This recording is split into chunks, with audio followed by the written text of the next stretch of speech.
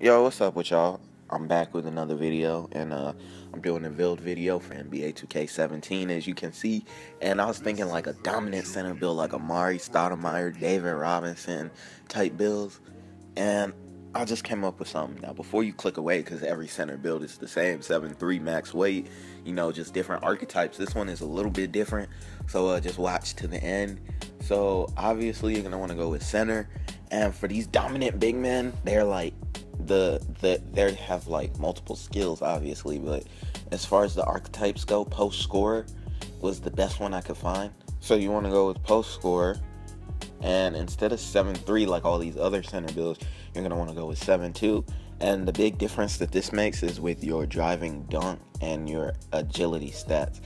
So when you have 7'3", your driving dunk will be a 61, but when you're 70, I said 70. When you're 7'2", your driving dunk's going to be a 65. Now, the big difference there is contact dunks for big men require 65 driving dunk and 75 standing dunk. Now, when you're this tall, when you're above 70, why do I keep saying 70? Man, I can't talk, bro. When you're above 7 feet, your standing dunk's obviously going to be high enough, but when you're 7'3", your driving dunk's going to be too low.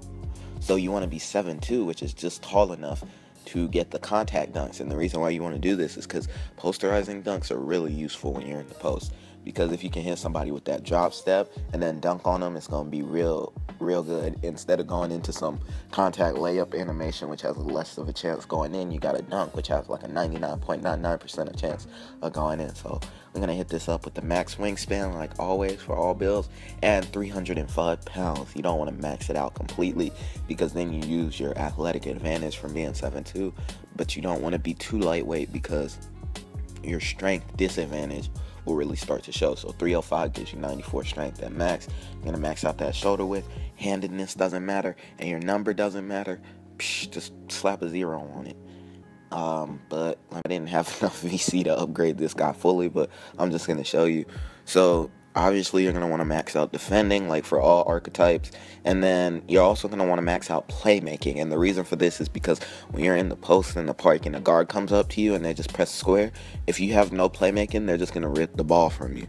Now, if you have some playmaking, first off, your passes out of the post are going to be pretty decent. They're going to be good enough, so you can pass out the post, and also your ball control will be high enough so that they can't just spam square and just rip the ball from you off rip. Now, you can't be doing dribble moves, but you won't be getting just ripped ridiculously while holding the ball in the post. Obviously, you want to max your rebounding, because you're a big man, you need a rebound. You're going to want to max out that strength. With this build, you get 94 strength, which is good enough for everything. Agility, you want to wait on that. You want to max out post scoring. Obviously, you're a post scorer. That fadeaway gonna be deadly. Try the Dirk one. I think it's pretty nice. Post control on fleek. Post hook, pretty good. 3-point scoring, leave that alone.